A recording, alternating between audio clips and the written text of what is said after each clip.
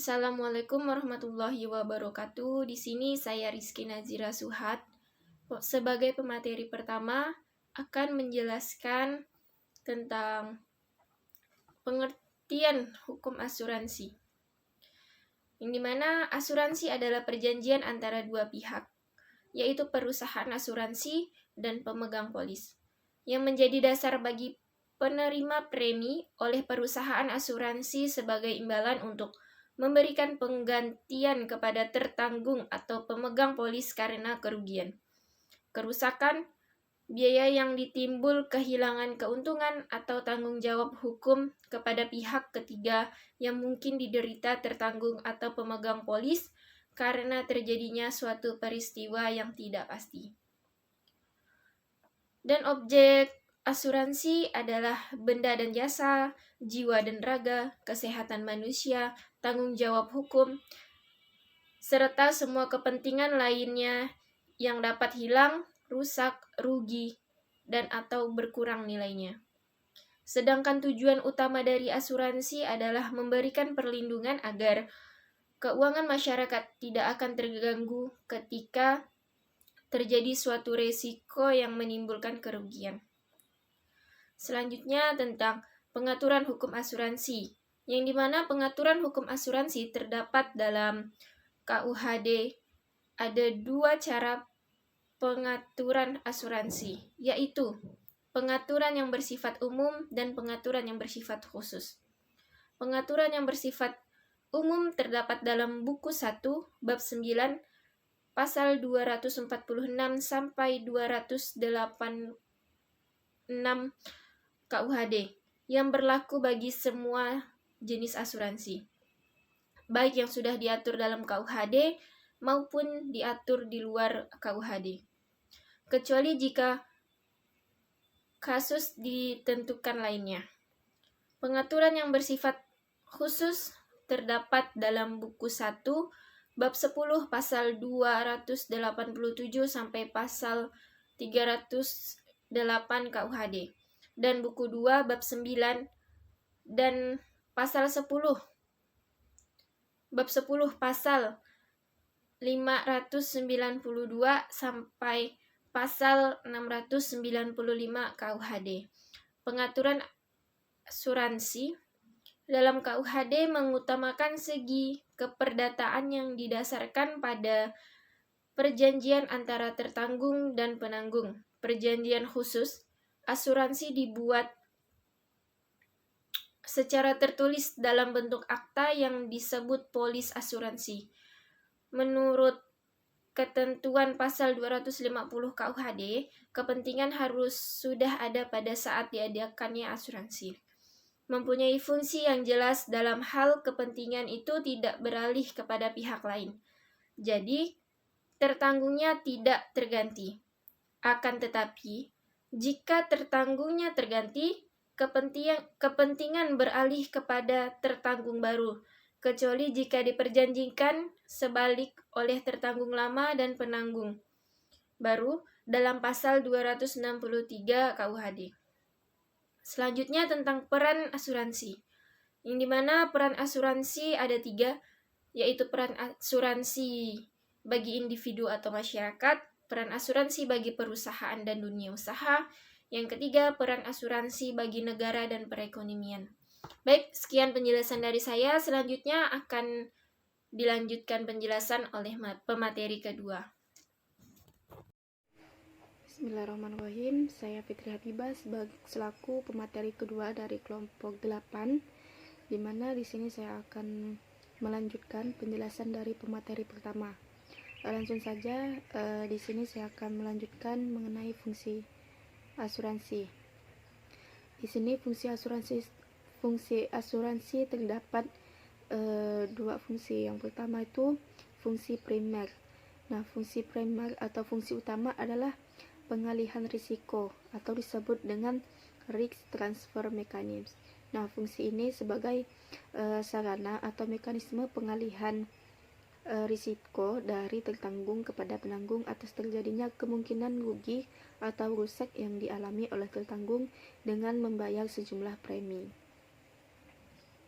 Selanjutnya, fungsi sekunder. Nah, fungsi sekunder ini merupakan fungsi asuransi sebagai perangsang pertumbuhan ekonomi dan usaha, mencegah kerugian, mengendalikan kerugian, memiliki manfaat sosial, dan sebagai tabungan atau investasi.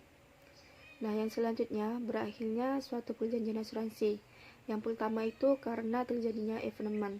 Nah, ini biasanya berlaku pada asuransi jiwa, di mana evenement ini yang menjadi beban penanggung adalah ketika tertanggung meninggal. Nah, terhadap evenement inilah diadakan asuransi jiwa antara tertanggung dan penanggung. Nah, apabila dalam jangka waktu yang diperjanjikan terjadi suatu peristiwa meninggalnya tertanggung, maka penanggung berkewajiban membayar uang santunan kepada penikmat yang ditunjuk oleh tertanggung. Nah, yang kedua itu karena jangka waktu berakhir. Nah, di sini juga dalam asuransi jiwa tidak selalu evenement yang menjadi beban penanggung.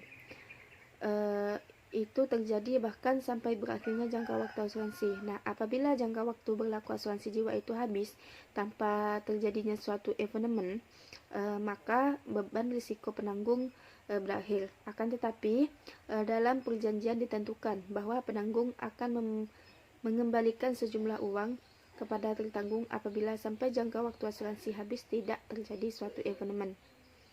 Yang ketiga, karena asuransi gugur. Nah, ini terdapat dalam ketentuan pasal 306 KUHD yang isinya apabila orang yang mengasuransikan jiwanya pada saat diadakan asuransi ternyata sudah meninggal, maka asuransinya gugur. Nah, meskipun tertanggung tidak mengetahui kematian terkan lain. Nah, kata-kata bagian akhir pasal ini yaitu kecuali jika diperjanjikan lain, maksudnya memberi peluang kepada pihak-pihak untuk memperjanjikan menyimpang dari ketentuan pasal ini. Misalnya suatu asuransi tidak mengetahui telah meninggalnya itu apabila asuransi jiwa itu gugur. Nah, apabila asuransi jiwa itu gugur, bagaimana dengan premi yang sudah dibayar karena penanggung tidak menjalani risiko? Hal ini pun diserahkan kepada pihak-pihak untuk memperjanjikan. Dalam pasal 306 KUHD ini mengatur asuransi jiwa untuk kepentingan pihak ketiga. Nah, yang selanjutnya karena asuransi dibatalkan. Nah, salah satunya asuransi jiwa dapat berakhir karena pembatalan. Nah, sebelum jangka waktu berakhir. Nah, pembatalan tersebut dapat terjadi karena tertanggung tidak melanjutkan pembayaran premi sesuai dengan perjanjian atau karena permohonan tertanggung sendiri. Nah, pembatalan asuransi ini dapat terjadi sebelum premi mulai dibayar ataupun sesudah premi dibayar menurut jangka waktunya. Nah, untuk selanjutnya mengenai kapan asuransi dapat berlaku dan asuransi itu dapat dibatalkan. Pada suatu praktiknya, asuransi itu mulai berlaku sejak diterbitkannya suatu perjanjian kontrak antara kedua belah pihak. Nah, yaitu antara tertanggung dengan perusahaan asuransi atau disebut dengan penanggung. Nah, setelah tertanggung menandatangani kontrak tersebut, perusahaan asuransi wajib menerbitkan suatu polis yang diatur dalam pasal 255 KUHD.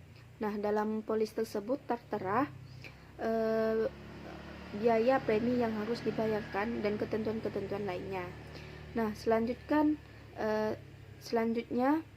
sahnya perjanjian antara tertanggung dan penanggung ditentukan oleh kesepakatan antara kedua belah pihak untuk mengikat dirinya, yaitu kecakapan dalam membuat suatu perikatan, suatu pokok persoalan tertentu, dan suatu sebab yang tidak terlarang. Nah, apabila